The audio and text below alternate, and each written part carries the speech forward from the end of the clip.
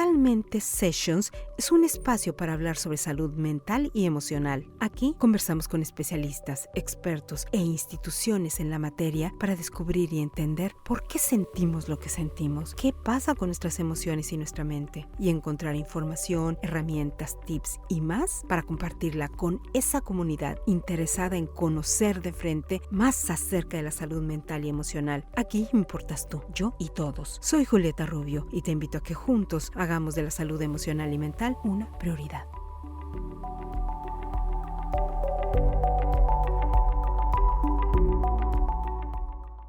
Muchos de los que hemos visto tan de frente al suicidio, ya sea por una experiencia propia, a través de un familiar, un amigo, un compañero, un vecino, etcétera, evidentemente hemos experimentado un evento súper fuerte, un evento traumático que hemos tenido que procesar o incluso que seguimos procesando. Sin embargo, este evento también nos ha venido a ser una gran invitación para muchos de nosotros para involucrarnos en el estudio y la difusión de la salud mental y, por supuesto, en la prevención del suicidio. Porque como antes ya lo hemos mencionado aquí en Mentalmente y en Mentalmente Sessions, la prevención del suicidio es posible y es una labor de todos y de todos los días. El día de hoy tenemos el honor de contar con la presencia de Paula G. Valverde Fonseca. Ella es psicóloga general sanitaria, experta en trastorno mental y especialista en suicidio, quien ha publicado su libro Prevenir el suicidio, una guía para ayudarte a ayudar. Paula, mil gracias por estar con nosotros y poner luz en un tema sumamente importante en nuestros tiempos que vivimos. Muchas gracias a vosotras precisamente por ayudar a poner luz en un tema que puede sentirse como en un momento de mucha oscuridad o de mucha incertidumbre, ¿no? Y cada granito importa y yo agradezco mucho la oportunidad de venir aquí a poner mi granito de arena, mi pequeña aportación. Enorme aportación porque les queremos compartir a nuestra comunidad que Paula viene a compartir con nosotros un concepto muy innovador. Para poder entender el suicidio se trata de el concepto de experiencia suicida, que a partir de la cual podremos tratar de entender y quizá respondernos preguntas como las que muchos de ustedes nos han enviado, que es ¿por qué una persona toma la decisión de suicidarse? ¿Todo el que se suicida es un enfermo mental? ¿Qué se considera realmente una enfermedad mental y qué no? ¿El suicidio es hereditario? ¿Cuáles son los mitos en torno al suicidio? Y también el papel estelar que juega el estigma en el suicidio. Y lo que es maravillosamente importante y que nos trae aquí, que es ¿el suicidio se puede prevenir? Pues Paula, aquí en Mentalmente Sessions hemos conocido sobre tu concepto de la experiencia suicida y nos ha fascinado por lo vanguardista y necesario de comprenderlo y difundirlo con toda nuestra comunidad, porque esto nos permitirá tener una introducción con mayor profundidad al entendimiento del suicidio y, por supuesto, a la prevención del mismo. Explícanos, por favor, qué es la experiencia suicida y cuál es la diferencia en el concepto de conducta suicida. Sí, la verdad es que a raíz de haber leído tantos libros, tanta formación, tantos documentales, tanto en inglés como en español, en ambos idiomas yo sentía que me faltaba una patita, ¿no? En español utilizamos el conducta suicida y como conducta entonces hablamos de los actos, y en inglés a mí me gusta mucho la expresión de feeling suicidal, que es me siento suicida, que en castellano la traducción es terrorífica, pero ahí me estaba faltando más la patita de la conducta, ¿verdad? Y entonces yo decía, bueno, ¿cómo lo puedo repensar? ¿Cómo lo puedo reformular? Y dije, bueno, es que estar en esta situación es una experiencia que, por supuesto, engloba la conducta, ¿no? Todas aquellas acciones, todos aquellos hechos, pero también engloba lo que para mí es primordial, las emociones, ¿no? que influyen en la persona que está atravesando esta experiencia y en las personas de su alrededor, ¿no? Creo que también tenemos que darle importancia a lo que piensa la persona que está atravesando esta experiencia, ¿no? Y decir, bueno, pues atendamos a su experiencia completa, ¿no? A la parte emocional, a la parte conductual a la parte más cognitiva, más de pensamientos. Hablemos también de la parte social, que a mí me gusta mucho darle importancia a esto, que es cómo, cómo afecta la red a la persona que está atravesando una experiencia suicida y a su vez cómo su sufrimiento, cómo su experiencia influye en su red de apoyo, de familia, red cercana, académica, si está en el instituto, si está en la universidad, si está trabajando, cómo influye también a profesionales que le acompañan. Entonces decir, bueno, como darle también un papel protagonista a lo social, ¿no? A la parte que nos conecta y que además nos ata a la vida, que es el contacto con el otro y el poder apoyarnos. Entonces yo dije, bueno, necesito como verle como las caras de un dado, ver la cara cognitiva, la cara emocional, la cara social, la cara de los pensamientos, la cara de cómo se habla mucho a sí misma, ¿no? Yo hablo de la relación que uno tiene consigo mismo y de la manera que tiene de hablarse, influye muchísimo. Entonces dije, conducta suicida en español, me falta algo. Feeling suicidal en inglés, me falta algo también. Bueno, pues voy a intentar encontrar un término que sea no sea una explicación demasiado larga, pero que sí que llegue con es una experiencia. Totalmente.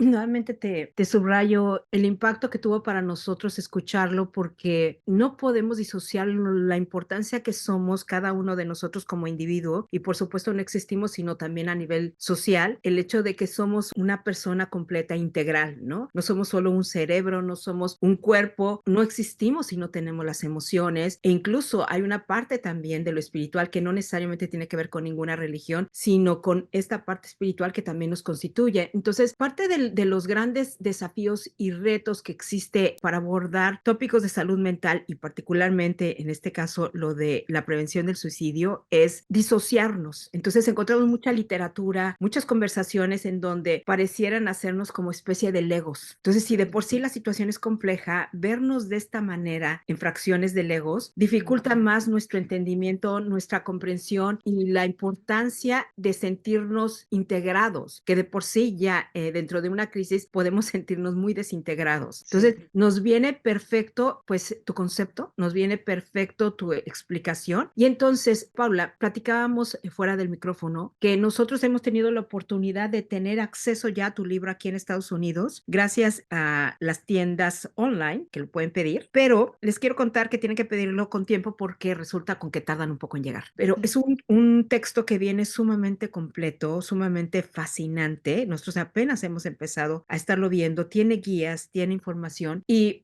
justamente para empezar a responder las preguntas de la comunidad desde ¿por qué una persona toma la decisión de suicidarse? ¿Qué podríamos decirle, Paula? Pues fíjate que lo primero que me sale contestar es como darle un poco de contexto, que es uno de los mitos es que la sociedad pensamos que la persona que desea suicidarse lo que desea es morir, y en realidad no, nadie desea morir, ni siquiera la persona que intenta, que hace un intento de suicidio, ni siquiera la persona que lo logra desea morir. La persona lo que desea es dejar de sufrir, desea tener una vida completa, desea tener una vida satisfactoria, desea poder afrontar aquellas situaciones dolorosas o que no está sabiendo resolver y encuentra en el suicidio como la vía de escape. Pero si a una persona que está en esta situación le planteamos una alternativa que se sienta capaz, ¿no? Que le planteamos oye, ¿por qué no probamos a hacer esto? ¿Por qué no vamos a buscar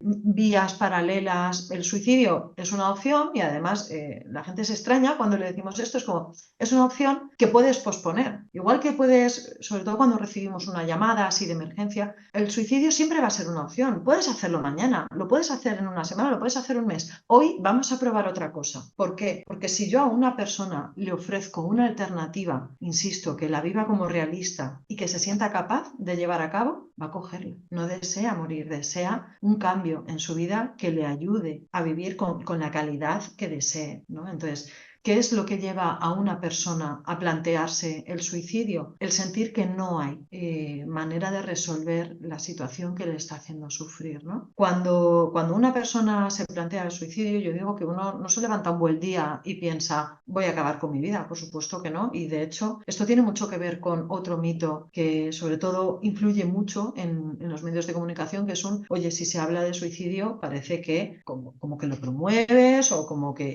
y nada más lejos de de la realidad, ¿no? No es un efecto contagio, sino, y además porque en los años de experiencia que yo llevo todavía no le he preguntado a alguien, oye, ¿tú te has planteado el suicidio? Y me dice, no, pero ahora que lo dices, qué buena idea. ¿Por qué? Conectando un poco esto, cuando alguien se plantea el suicidio como una alternativa, realmente se lo puede estar planteando como la solución a algo que no se ve capaz de enfrentar. Entonces, conectar con una persona, y hablo de conectar emocionalmente o conectar psicológicamente con una persona que está en esta situación, es el ponernos en su pellejo y decir, ¿cuándo no nos hemos sentido en un callejón sin salida? ¿Cuándo no nos hemos conectado con la desesperanza? ¿Cuándo no nos hemos sentido impotentes, incomprendidos? Yo le comento mi sufrimiento, mi problema a alguien y a lo mejor no me lo valida. Me dice, bueno, con lo que tienes, ¿no? Hay cosas más importantes en la vida, con lo que sufre el de al lado, cómo te quejas tú. Claro, que alguien se plantee el suicidio también me habla de la soledad de esa persona, que puede estar acompañada y tener una red de apoyo muy grande, pero de la soledad percibida, del yo estoy muy acompañado, pero nadie está sabiendo acompañarme emocionalmente en el dolor. Entonces, alguien se plantea el suicidio cuando siente que no hay una mano amiga a la que agarrarse, ¿no? El suicidio también me habla de la soledad, me habla también del sentimiento de no pertenencia, de yo no pertenezco a este grupo de mi familia, y ahí vienen los pensamientos de estaría mejor sin mí. Yo no pertenezco a esta clase a la que voy en esta formación, yo aquí no pinto nada. Yo no pertenezco a este grupo, que es mi trabajo, y yo pienso que en realidad cualquier otro lo haría mejor que yo. Entonces, esta falta de sentimiento de pertenencia me sigue hablando de la soledad de la persona. Y por eso pienso que la herramienta fundamental para prevenir el suicidio es romper con esta soledad, con la soledad real de cuántas personas están dispuestas a tenderte una mano, pero también con la soledad percibida de, oye, si hablas conmigo, yo te voy a escuchar. Y yo puede que tenga o puede que no las herramientas para ayudarte. No soy Superman, no lo sé todo, pero yo estoy aquí para ayudarte a buscar las herramientas que yo no tengo y a buscar otras manos a las que te puedas agarrar. Entonces, cuando alguien se plantea el suicidio, pues también es me siento solo y conectar, ¿no? Y quienes no nos encontramos en esta situación, conectar con esta persona es conectar con ese yo también me he sentido en un callejón sin salida, frustrada, sin ayuda, o aquí no voy a molestar a los demás, que también es algo que pasa mucho, ¿no? El cómo le voy a molestar con mis cosas. Bueno, pues no, es que no es molestia, para nada. Claro, y hablas mucho también de la parte interna, ¿no? Y de la conexión, pero fíjate, Paula, que estamos observando que cómo podemos conectar con los otros cuando muchas veces no sabemos conectar con nosotros mismos, ¿no? ¿Cómo podemos empezar a conectar desde nosotros mismos? Porque hay una frase que nosotros decimos mucho de aquello que tú sientes tiene nombre. Muchas veces nada, sientes el dolor en el estómago, o sea, así se te tuerce la tripa o te empiezan a dar ataques de pánico en las palpitaciones, empiezas a tener ciertos síntomas y no sabes entender de dónde viene, a dónde viene, por qué viene, cuándo viene, porque hay esta desconexión tan profunda. ¿Qué herramientas podríamos empezar a tener para empezar a conectar con nosotros mismos y también poder conectar con los otros? Pues precisamente en esta conexión tan fuerte que hay entre cuerpo y mente, que además está claro casi desde que nos pusimos a dos patas, por aquello del mens sana in corpore sano, sabiendo que todos tenemos un cuerpo y que todos tenemos una mente, cuando estamos en un momento de mucho sufrimiento, de mucho estrés, de mucha angustia, normal que sintamos que a ver si esto me está pasando solo a mí y soy un perro verde y no me va a entender al otro. Pero también es bueno saber que, como poco, preguntar con curiosidad por la experiencia del otro me puede sorprender y decir, igual no soy tan raro o no es tan único y puede haber otra persona que se haya sentido así. De hecho, de ahí surgen los grupos de ayuda mutua, ¿no? Nosotros promovemos, tanto en salud mental como en prevención del suicidio, promovemos mucho los grupos de ayuda mutua, porque rompe con esta soledad, de esto me pasa solo a mí, soy el único y por tanto nadie va a saber ayudarme o nadie va a saber entenderme. Cuando uno se da permiso a sí mismo de hablar de lo que le sucede por dentro, lo que le sucede en el cuerpo, lo que le sucede en el corazón, cuando se da permiso de preguntar al otro y de abrirse a la experiencia ajena, persona se encuentra con que no necesariamente está tan solo, sino que hay otras personas que han atravesado una situación similar. Los grupos de ayuda mutua funcionan así, ¿no? Están en salud mental, por ejemplo, que es en lo que yo me dedico. Yo trabajo específicamente con psicosis.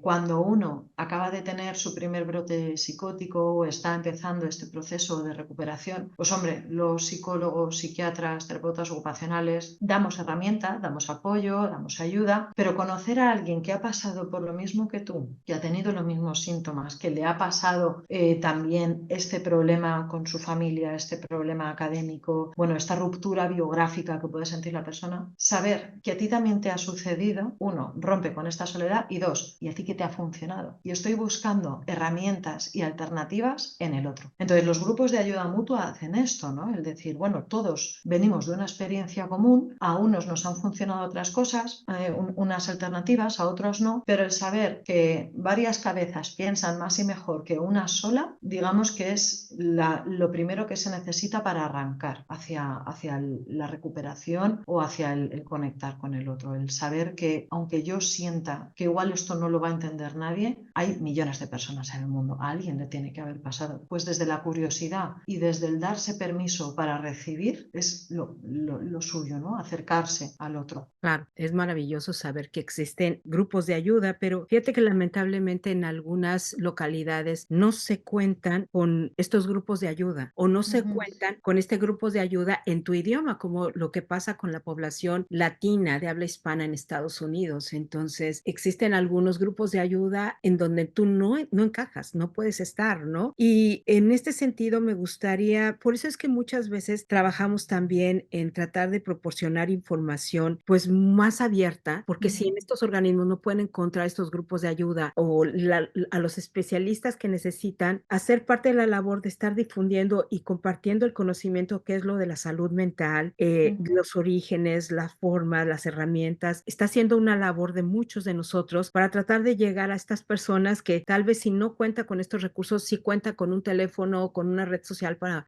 se puedan estar involucrando y empezar a entenderlo. Entonces, mira, para hablar sobre la prevención del suicidio es sumamente necesario hablar de salud mental, del Sí, estigma, del desconocimiento que aún existe en cada uno de nosotros. En esta sí. época tan conectada a nivel internet y todos estamos en redes sociales y tal, pero sigue existiendo esta brecha enorme de desconocimiento sobre lo que es la salud mental y lo que no lo es, ¿no?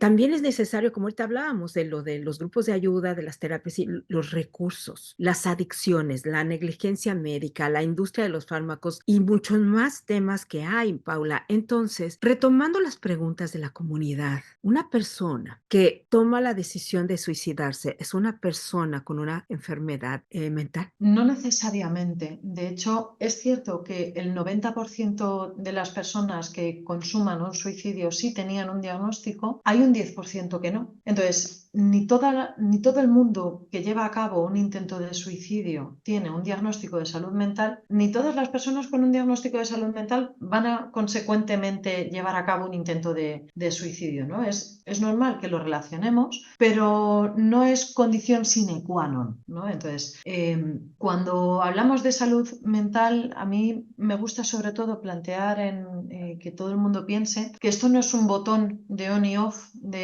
no es un nosotros y ellos enfermos sanos, los suicidas y los no suicidas, por así decirlo, sino que a mí me gusta decir que lo bonito de la salud mental y lo bonito del suicidio es que nos puede pasar a cualquiera. Por tanto, como nos puede pasar a cualquiera, no es un ellos y nosotros los enfermos y los sanos, que además tampoco creo como tal en la comunidad enfermos, sino que creo que también la salud mental es algo que nos puede pasar a cualquiera, como la salud cardíaca o como la salud pulmonar. Es verdad que cuando uno tiene sufrimiento psíquico por el diagnóstico que sea, porque es verdad que cuando hablamos de suicidio es fácil que pensemos en depresión o en otros trastornos depresivos, es fácil que pensemos en ansiedad, pero bueno, digamos que cualquier diagnóstico, ¿no? Psicosis, trastorno bipolar, trastornos de personalidad.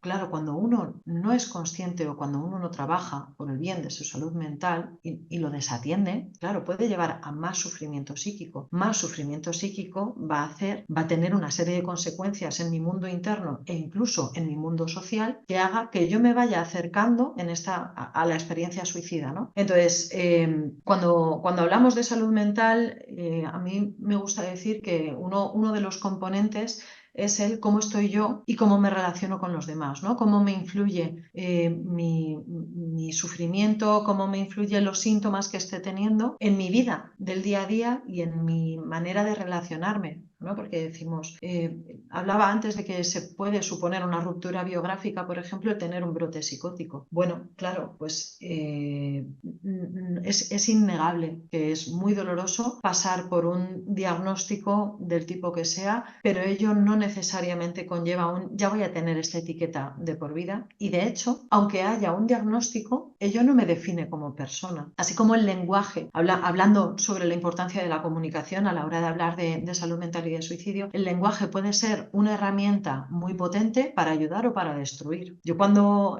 trabajo con las personas con diagnóstico, trabajamos mucho la identidad que me da o no me da el diagnóstico. Entonces, yo trabajo si soy un esquizofrénico y cómo suena eso oye, yo tengo esquizofrenia, pero no soy mi enfermedad. Porque una persona que en vez de esto tenga cáncer, no se define como, hola, soy, no sé cómo sería, canceroso. No, yo soy fulanito, tengo esto, me gusta aquello, soy de esta manera y además tengo cáncer. Entonces, con salud mental lo mismo, ¿no? Cuando yo, si no me identifico con el diagnóstico o bien por este autoestigma, ¿no? Por el estigma social interiorizado de la persona, o bien porque los demás se relacionan conmigo de esta manera, pues ya me está condicionando. Lo mismo pasa con el suicidio. Si yo he tenido un intento de suicidio en el pasado o si yo he tenido o tengo autolesiones, si forma parte de mi identidad, me está condicionando, ya no solamente para relacionarme, sino a cómo me cuento yo mi vida, cómo me cuento mis vivencias. Y aquí es muy importante, ¿no? Cuando hablamos en salud mental o cuando hablamos en experiencia suicida, de cómo me cuento lo que sucede, cómo me cuento aquello que he vivido, cómo me cuento aquello que podré o no podré porque me condiciona. Claro, fíjate que mencionas algo que es medular en nuestro constante aprendizaje de el uso de nuestras palabras para identificarnos o identificar a los otros. Nosotros tenemos muy claro y parte de nuestro mensaje es decir, tu diagnóstico no te define, porque en la intención de tratar de estar relacionándonos con las diferentes personas que pueden estar viviendo una determinada crisis o desbalance en su salud mental, de pronto podemos únicamente ubicarlos en términos de diagnóstico. Y como bien lo mencionas, la persona, o sea, el hecho de que tú vivas en un momento una condición de salud determinada no determina que toda tu vida necesariamente tenga que ser así. Es decir, no podemos igualarla porque hay dimensiones y hay condiciones y diferente tipo de condiciones de salud mental, como la gran variedad que hay en nuestra salud física, desde pensar en una gripe hasta pensar en un cáncer o un tumor terminal, ¿no? En este sentido, hablar de la salud mental es importante que abramos este esquema tan amplio que tenemos desde una tristeza, una depresión, un mal día que va más allá de un diagnóstico, para que no te etiqueten ni tú te autoetiquetes sobre este diagnóstico, ¿no? Y que no me vean solamente como eso o no verme yo a mí misma como eso. En procesos de recuperación en salud mental lo trabajamos mucho. Es cierto que has tenido un brote psicótico, es cierto que puedes tener un diagnóstico crónico como un trastorno de personalidad y está ahí, ok, pero si nos relacionamos solo con mi trastorno límite de la personalidad, si me relaciono solo con mi trastorno bipolar, estoy no prestando atención a otros lados de mi vida, a otros lados de mi existencia, ¿no? Y eso cronifica. Entonces, yo trabajo mucho con psicosis, el qué ha pasado con el brote y vemos muy bien con esto, pero ¿qué más? Oye, ¿tú trabajabas? ¿Tú eres hermana? ¿Tú eres amigo? ¿Tú eres marido? ¿Tú eres profesor? ¿Tú eres...? ¿Qué más eres? No eres únicamente esta etiqueta, porque si no, ahí es cuando caemos en el vacío. Si solamente soy esto, entra también en juego este autoestigma por aquello de tengo que cumplir con lo que se espera de mí, ¿no? Pues el estigma, por ejemplo, con la esquizofrenia o con la psicosis es pues que si es impredecible, que si es violento, que si no va a poder tener una vida independiente. Nada más lejos de la realidad. De verdad, en más de 10 años de experiencia en salud mental, no, bueno, he conocido por suerte a cientos de personas y todavía no he conocido a dos que sean iguales. Y cientos tenían el mismo diagnóstico. Entonces dices, no me da información por aquello de que si en vez de esquizofrenia fuera que tienes un soplo en el corazón, voy a conocer a miles de personas con un soplo en el corazón y cada una será diferente. Entonces voy a atender a toda la persona, no solamente a este diagnóstico. Eso lo hará el cardiólogo y también tendrá en cuenta otros factores que influyan, ¿no? Entonces en salud mental lo mismo, decir, ¿qué más eres? No eres únicamente esto, porque eso da esperanza a la persona para producir un cambio. No soy únicamente la que ha tenido un intento de suicidio o la que ha tenido una depresión o la que está en un momento muy malo. ¿Qué más soy o qué más quiero hacer?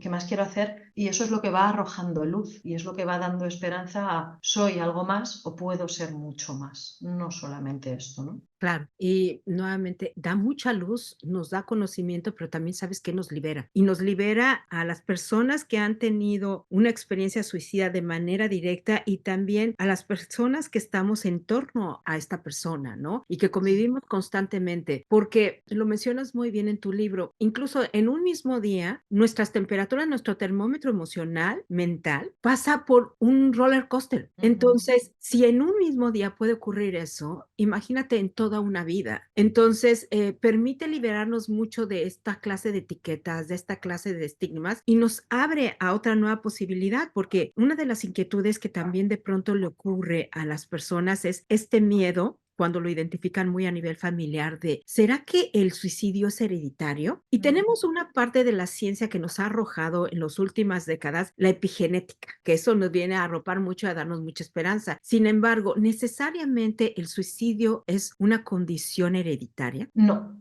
rotundamente no. No, no se hereda por suerte. No, no se hereda como tal. Es verdad que es importante que hablemos primero del contexto en el suicidio, de que existen distintos factores que influyen y algunos de ellos son los factores de riesgo, que son aquellos que influyen para que la persona, según vaya teniendo más factores de riesgo, esté, valga la redundancia, más en riesgo de, en este caso, llevar a cabo un intento suicida o autolesiones o tener ideación suicida, ¿no? Entonces, uno de esos factores de riesgo, por ejemplo, es el tener un diagnóstico de salud mental y algunos de ellos son hereditables, ¿no? La esquizofrenia, por ejemplo, tiene un componente genético grande. Claro, si mi padre o mi madre tenía esquizofrenia y murió por suicidio, es posible que haya más personas o que haya hijos o que haya habido abuelos con este diagnóstico que además, si no se ha atendido al sufrimiento que tuviera esta persona, ¿no? Si no se le ha prestado atención, no se ha suicidado porque tuviera esquizofrenia, se ha suicidado por muchas cosas, ¿no? Por muchos factores de riesgo. Entonces hay factores de riesgo que sí que pueden estar influyendo a nivel genético, como es esto. Otro factor de riesgo, por ejemplo, es el nivel de impulsividad, ¿no? El ser una persona con un carácter más impulsivo que reflexivo también es un factor de riesgo a la hora de llevar a cabo un intento suicida. Entonces, claro, la impulsividad, que tiene mucho que ver con el lóbulo frontal, sí tiene que ver, por ejemplo, estos rasgos con la genética. Pero eso no significa que si mi madre era impulsiva yo lo vaya a ser o que si mi padre falleció por suicidio yo lo vaya a hacer, ¿no? Hablamos también aquí de un factor cultural, en este caso familiar, que es el cómo se resuelven los problemas o cómo comunico o cómo pido ayuda o cómo soy yo, cómo me relaciono yo con mis emociones, ¿no? Si yo soy una persona muy introvertida, que yo a lo mejor cuando comunico es a explosiones porque ya no puedo más, ¿no? Y es este efecto olla express de guardo, guardo, guardo, no digo nada, hasta que pum, exploto. Claro, ese pum, exploto puede ser una explosión y tener una disputa familiar muy grande, o puede, si se juntan con otros factores de riesgo, como la impulsividad o el consumo de sustancias, o así, decir, pues a lo mejor esta explosión es un intento suicida. Entonces, si en mi familia, por ejemplo, no hay comunicación, si somos mucho más cada uno se guarda lo suyo, no se habla de los problemas, yo no puedo expresar. Claro, eso lo que yo estoy aprendiendo es no puedo contar mis cosas, no puedo expresarle al otro dentro o fuera de la familia cómo me siento, por tanto no puedo buscar ayuda, por tanto incrementa el sufrimiento. Entonces vemos que el suicidio como tal no es un gen que esté en un cromosoma, sino que como se compone de diversos factores, algunos de ellos son genéticos, otros son aprendidos o influenciados por la relación familiar, pero también hay otros factores que influyen fuera de la familia, ¿no? Pues decía antes que el consumo de sustancias, por ejemplo, es un factor de riesgo. La situación psicosocial en la que se encuentre, ¿no? También puede estar influyendo. El estar en una situación muy precaria, no tener necesidades básicas cubiertas, por ejemplo, y estar en una situación de mucha incertidumbre o de mucho sufrimiento social, pues también. Y eso no es hereditario, eso es más contextual, del contexto de la persona. Gracias por esta amplia explicación del componente genético.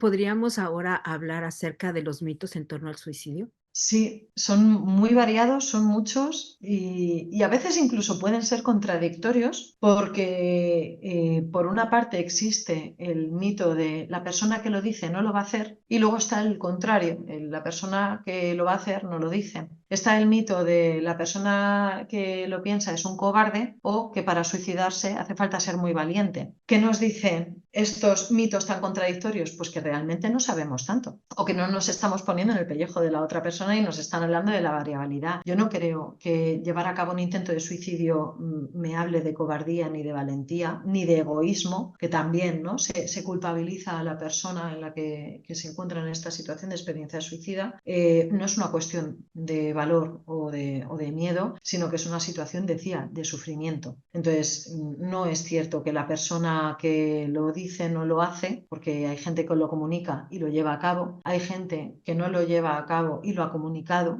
Esto relaciona, por ejemplo, con otro mito, ¿no? Que es bueno, en realidad lo dice por llamar la atención. Suelo decir que esto es un mito a medias, porque claro, cuando alguien comunica, oye, me voy a suicidar o tengo un plan, claro que está llamando la atención, claro que está pidiendo ayuda. Y lo triste o lo que nos tiene que hacer saltar todas las alarmas es que esta es la manera que ha encontrado de pedir ayuda.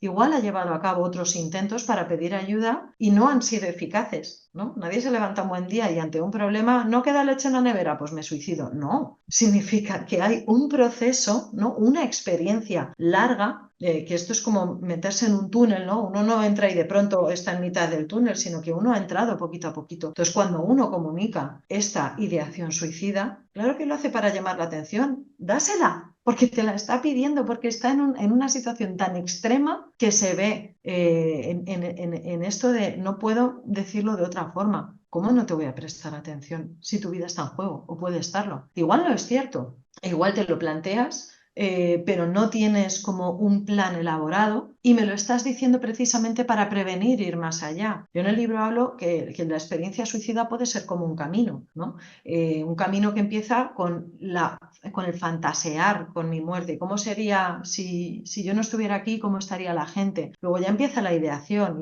y el empezar a pensar más a menudo en la muerte y el empezar a plantearme la muerte autoinfligida. Luego llega el hacer una planificación y luego llega el hacer un intento, ¿no? Como si esto fuera como un caminito. La persona a lo mejor está en la primera parte de ideación, pero no tiene un plan o no va a llevar a cabo un intento y me lo está diciendo en ese momento. Claro, pues ese socorro, esto es lo que estoy pensando, tiene que ser un cortafuegos, porque si no atendemos a esa pedida de auxilio, la persona va a continuar en el camino de he pedido ayuda, he sido explícito, he comunicado que estoy en esta situación y no hay ayuda para mí. Me han dicho que en realidad lo estoy haciendo para llamar la atención. Claro, eso retroalimenta el no hay ayuda para mí, pues cómo no me voy a plantear el suicidio. Entonces, algunos de estos mitos, por ejemplo, si el suicidio es hereditario, también es otro muy grande. O el en medios de comunicación de si se habla de suicidio puede haber un efecto contagio. Aquí digamos que depende. Cómo se hable de suicidio puede ser un factor de riesgo o al revés, puede ser un factor de prevención. Y espacios como este, en Mentalmente, son factores de protección, porque vamos a hablar de esto porque esto existe, esto tiene solución, tiene salida, se puede prevenir y si hablamos mucho y muy bien, lo vamos a prevenir. Si lo hablamos de una manera sensacionalista, dando detalles, lo primero no sirve de nada, lo segundo genera un sufrimiento enorme en la familia y yo esto es una cosa que le digo a los periodistas, por favor, cuando vayáis a escribir una noticia, pensad que a lo mejor la madre de esa persona lo lee, su marido, su hijo, su profe, ¿cómo se va a sentir leyéndolo? Conecta con él, porque si fuera tu hijo, tu mujer, si fuera tu hermano, querrías leerlo de una manera u otra, ¿no? Entonces, cómo los medios de comunicación hablen de ello pueden hacer mucho más doloroso la situación en la que ya se encuentre la persona y también puede hacer que la persona que se lo esté planteando diga, uff, mira cómo lo cuenta, ¿no? Entonces, que no quiera pedir ayuda o que no se atreva a hablar de ello porque fíjate, ¿no? Así lo plasman en medios de comunicación o en películas, ¿no? Que también el cine, las series, los mangas, la literatura, todo influye. Entonces, no se trata de no hablarlo, sino de cómo hablarlo, ¿no? Precisamente con esto de que el lenguaje puede ser es una herramienta muy potente para construir o para destruir. Pues vamos a utilizarlo para que sea algo constructivo. Entonces, el mito de no se puede hablar de suicidio por el efecto contrario, por el efecto contagio, perdón, está equivocadísimo. Se puede, se debe, pero a ver cómo lo hacemos. Como lo hacemos con otros temas que son sensibles, como lo hacemos, por ejemplo, con la violencia de género. Se debe visibilizar o se debe hablar el acoso y maltrato del colectivo LGTBI. Genial, pero a ver cómo lo hacemos de manera que sea sensible, que llegue, que no sea sensacionalista y que lejos de generar rechazo, al revés, en quien lo lea genere un yo puedo hacer algo, yo puedo ayudar, yo me acerco a quien se encuentre en esta situación. Y sobre todo también que estamos aprendiendo todos de esto, porque de pronto lo hablamos a nivel de masa, pero fíjate que constantemente lo vemos incluso a nivel más cercano, más a nivel de comunidad, más a nivel de familia nuclear, ¿no? Entonces, son heridas que quedan para toda tu vida. O sea, son eventos muy lamentables. No se pasa la página tan fácilmente como inicialmente lo comenté. Es un proceso de dolor, de un duelo, que si bien cuentas con una red de apoyo, con algún especialista que te ayude a saberlo conducir, puedes sacar algo maravilloso de esta experiencia, pero no siempre toda la gente cuenta con estos recursos. Y es ahí donde es importante que todos agudicemos nuestra empatía, nuestra comprensión, nuestro respeto sobre el otro, ¿no? Entonces, me viene una pregunta bien importante, Paula, porque también aquí hay mucha información que de pronto suena un poquito contradictoria, ¿no? ¿Cuáles son estas señales para identificar y para prevenir una experiencia suicida? Lo importante siempre que sea posible es que conozcamos a la persona, ¿no? En una persona desconocida puede ser más difícil, aunque hay señales que se pueden ver, pero cuanto más trato tengamos con la persona o cuanto más cercanía, más fácil nos va a ser encontrar estas señales. Estas señales nos hablan de cambios. A veces son cambios más sutiles, a veces son cambios más repentinos. Que una persona se puede estar planteando el suicidio, puede haber una pseudocomunicación que sobre todo nos es más fácil de identificar en jóvenes, que es a través del humor, a través del sarcasmo, ¿no? Bueno, yo el día menos pensado me suicido o si estaríais mejor sin mí. Eso que se camufla detrás de humor, que parece que se dice de broma, que es algo sarcástico, no lo dejemos pasar, porque detrás de toda broma puede haber un poquito de verdad. Y además, en este caso, preguntar, como estamos diciendo que preguntar no predispone a alguien a hacerlo, preguntarle, oye, ¿esto lo dices en serio? ¿Tú te has planteado el suicidio y por eso piensas que estaríamos mejor sin ti? Cuando yo lo pregunto, le estoy ofreciendo a la persona un espacio en el que poder desarrollar eso, si lo tiene dentro, con la confianza de no te vas a asustar, porque además has empezado tú planteándomelo, ¿no? Y a Claro. lo mejor el humor es una primera señal. Otra señal puede ser los cambios en el estado de ánimo. Si a lo mejor es fácil ubicar una persona que se siente muy desesperanzada, que se siente muy triste, que llora, que tiene ansiedad, pero otras veces es a través de la ira y a través de estas explosiones y a través del enfado y de pues está más contestona o está más irascible. Oye, eso significa que también está habiendo una mala gestión emocional. Yo estoy viendo enfado, pero ¿qué más tendrás ahí debajo? ¿No? Y es desde donde nos podemos acercar a la persona. Cambios en las rutinas del día a día, en si ha dejado de dormir por completo o al revés, igual se pasa el día durmiendo, ha dejado de comer por completo o está comiendo mucho más. Ha empezado a consumir o antes consumía y ahora está completamente desenfrenado, ¿no? Cuando conocemos a la persona nos va a ser más fácil ubicar estos cambios, que a veces, sobre todo con adolescentes, hay mucha confusión y me lo preguntan padres, madres y profes, bueno, ¿cómo distingo una adolescencia mala, una adolescencia rebelde de un adolescente que sufre? Eso, bueno, lo primero es preguntarle. Claro. Sentimos, a veces los adultos sentimos que tenemos que adivinarlo y saberlo todo, y no es así, porque entonces el adolescente también crece en un mundo en el que piensa que voy a tener que saberlo todo, porque los adultos lo saben todo y yo no. Entonces, ¿cómo distingo una adolescencia rebelde de un sufrimiento? Pues hombre, primeramente por esto, ¿no? Por el si ha habido una evolución, si ha habido un desarrollo, o si de la noche a la mañana, pues de pronto viste de negro con pinchos y dice que es gótico. Pues hombre, eso igual dices, pues puede ser una forma de rebeldía, pero ¿y si sospecho? Yo le puedo preguntar, oye, ¿esto qué significa para ti? Yo voy a hablar también de conocer a la persona, su forma de ser, de cómo su personalidad, si se relaciona, si no se relaciona, con qué entornos se está relacionando, ¿no? Está más aislada, está en una banda, se siente integrado en el instituto, participa en otros tal. Entonces, voy a ver también cómo se relaciona, porque esto me puede estar dando otra señal, ¿no? Y decir, bueno, pues es un adolescente rebelde, pero tiene sus grupos y a lo mejor en casa es de esta manera, pero sé que en el instituto, sé que con sus amistades, sé que tal, es de otra manera, pues mira, voy a confiar, pero, insisto, preguntar no hace daño, al revés. Yo le puedo estar transmitiendo a mi hijo, oye, me preocupa esto, me preocupa que no estés bien, te ofrezco un espacio de cuidado y comprensión en el que si en algún momento lo necesitas, estoy aquí. Otras señales que puedo ver, por ejemplo, es no siempre es tan explícito como escribir una carta. A veces se esconde detrás de las redes sociales y se esconde detrás de un post, una story. Hay estudios ahora incluso sobre el uso de los emojis en los jóvenes, del cómo es un nuevo lenguaje, su expresión. Pues el contenido que comparto en mis redes sociales puede estar hablando de cómo me siento yo. Solo que si lo hago de una manera un poco más impersonal a través de una pantalla, me es más fácil, pero si nadie me ve, y no que lo lea, sino que nadie me pregunte, oye, hoy he visto que has puesto esta canción o que últimamente estás poniendo un contenido más en blanco y negro, que digamos,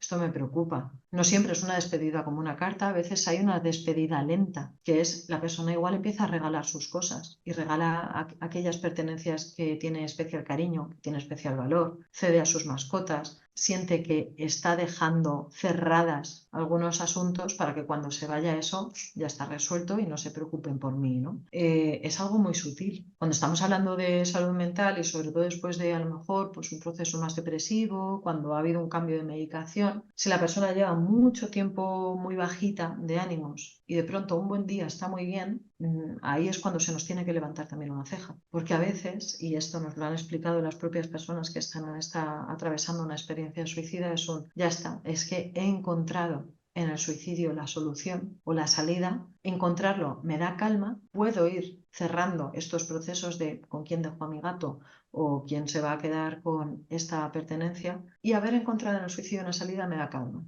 Y por eso estoy mejor. Entonces, una mejoría repentina a mí siempre hace que se me levante una ceja y decir, oye, ¿qué está pasando?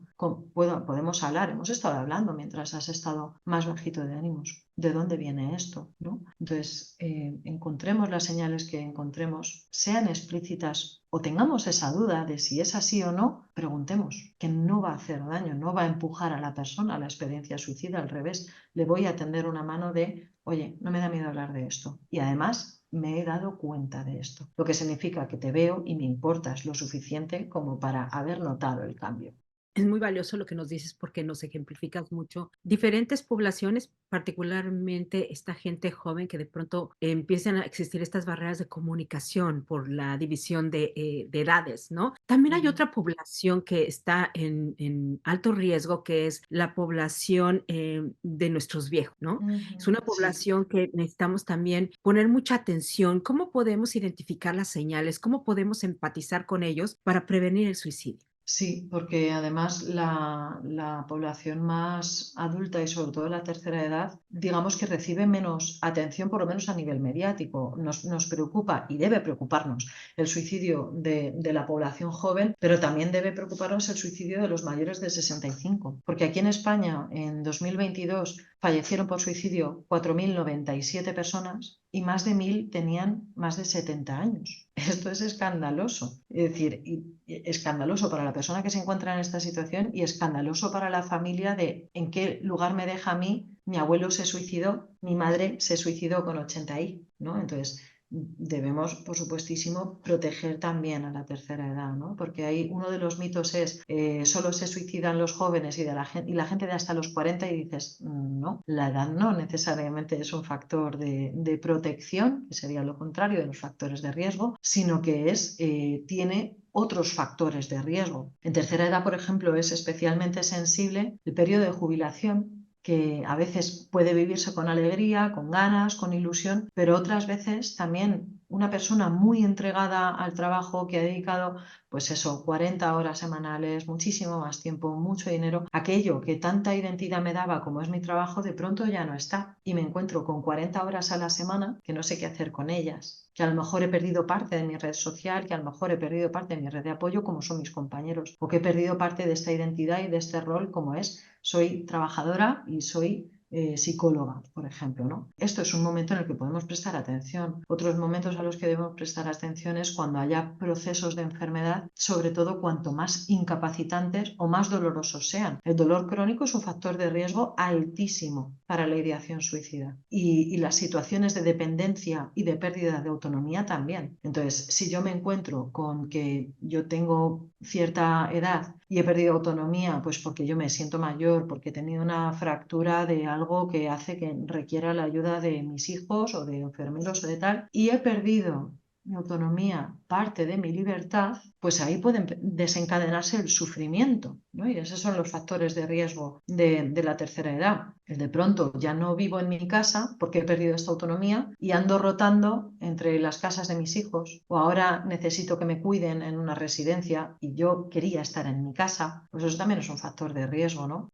Las pérdidas que se supone que van sucediendo más en tercera edad de familiares, de pareja, de hermanos, de amigos, pues eso es un sufrimiento que, oye, pongámonos en su pellejo, ¿no? ¿Cómo sería yo si a los 40 fallece mi pareja, a los 42 mi hermano, a los 44, claro, va falleciendo la gente de mi alrededor, pues qué doloroso me resultaría, y además yo estoy en esa franja de edad, que es lo que siente la persona es que igual soy el siguiente, soy el next in line que decimos. Entonces, este susto se puede manifestar a través de verbalizaciones como para lo que me queda aquí, si es que a mí ya no me queda nada, si es que solo doy problemas, si es que tenéis que encargaros demasiado de mí, ¿no? Las personas que se encuentran en esta situación de mucha dependencia sienten culpa porque soy una carga. También lo pueden sentir las personas más jóvenes, ¿no? Y el decir, bueno, pues es que doy problemas porque nunca he sido independiente, como a lo mejor pueden manifestar los jóvenes, o si estoy en una situación más de dependencia o de necesitar más apoyos porque esté en una situación de salud mental del diagnóstico X, claro, sentir que se pierde esa autonomía, soy una carga, estáis así por mi culpa, y esto lo pueden manifestar, ¿no? El manifestar el dolor, la pérdida de fe en las personas religiosas, por ejemplo, también es una señal muy grande, ¿no? Que ahí debe ser un luminoso el si era una persona que disfrutaba yendo a misa, que tenía sus rituales, que le gusta rezar o que le gusta agradecer a Dios, que de pronto ya no sienta eso, que ya no lo lleve a cabo, que ya no, que haya perdido la fe. También es un factor al que tenemos que prestar atención y decir, oye, ¿qué está pasando? Porque a lo mejor esa pérdida de fe está influenciada por he perdido la esperanza, no queda nada para mí. Ya de aquí cuesta abajo, ¿no? Que transmiten muchos de ellos. Entonces, todas estas verbalizaciones también debemos prestarlas atención. En situaciones de más discapacidad física, hay formas de autolesiones que son muy sutiles, como si yo tengo una lesión en la espalda, sé que no puedo estar demasiadas horas sentado, y a lo mejor la manera de autolesionarme es pasar 6 horas sentado en un lugar incómodo, y eso hace que me duela más. Pues ¿de dónde viene esto, no? Es decir, es una forma de autocastigo, es una forma de probarme, o el mal uso de la medicación a lo mejor que tengan. Si todo esto son pequeñas formas de automaltrato, ¿no? de autolesiones, que no son tan evidentes como los cortes, pero que infligen daño voluntariamente a la persona. Pues de pronto que no utilice bien su medicación, que se descuide, ¿no? Que descuide también su apariencia física o que deje de asearse, son muchas señales que podemos tener en cuenta, sobre todo en la población de tercera edad. Pues qué ilustrativo toda esta información que nos estás dando y también volvemos a subrayar la importancia de, pues en cada etapa de nuestra vida del autocuidado, el autocuidado propio y también esta observación y poner mucha atención sobre los nuestros, ¿no? Sobre lo que nos rodean, sobre nuestros amados, porque puede haberle señales muy sutiles. Mira, nos Mm. has ya platicado algunas de las acciones que podemos realizar, pero ¿cuáles serían aquellas acciones que sería recomendable no realizar, no recomendadas para poder ayudar a una persona que se encuentre en una experiencia suicida? Lo que no hacer, ¿no? Sí,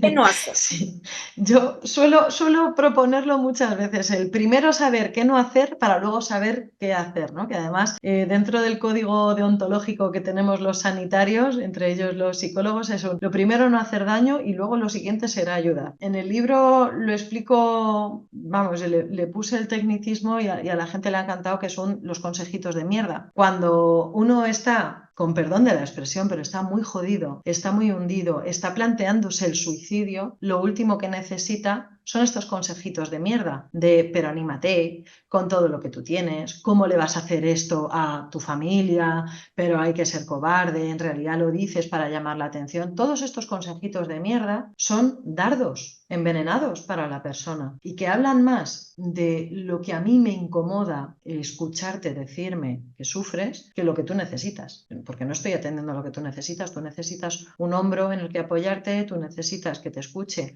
y que te valide emocionalmente y no necesitas que te diga, pero hombre, anímate, hombre, claro, todavía no he conocido a ninguna persona con depresión que un buen anímate le haya animado, todavía no. Entonces, ese consejito de mierda, ese anímate, habla del me incomoda hablar de esto, no sé qué decirte, me duele, me pone nerviosa, así que te digo un consejito rápido y tiro para adelante, que no ha solucionado, pero que yo me he quedado con la conciencia tranquila, ¿no? Entonces, lo primero es no dar estos consejitos de mierda, porque lo que están haciendo es invalidar la experiencia de la persona. Si yo te estoy diciendo que estoy triste, que estoy angustiada, que estoy preocupada, que estoy enfadada, no necesito que invisibilices o que anules y que me digas que lo mío es una tontería, que hay cosas peores en la vida, que con todo lo que yo tengo, cómo me quejo de esto, o que el de al lado está peor. Yo necesito que valides que esto es lo que a mí me hace sufrir, que a ti no te haría sufrir mi situación, pero que entiendo y veo que esto sea a ti, así para ti, porque entonces te estoy validando a ti como persona, cuando a lo mejor estoy en un momento tan vulnerable en el que siento que yo no valgo y la persona te lo transmite como tal, es que yo no valgo para nada, pues no, lo tuyo vale y tú eres válido. Nadie te puede decir si está bien o está mal lo que tú sientes o cómo estás procesando emocionalmente algunas cosas. Nadie te puede decir que está bien o mal. Entonces, lo primero que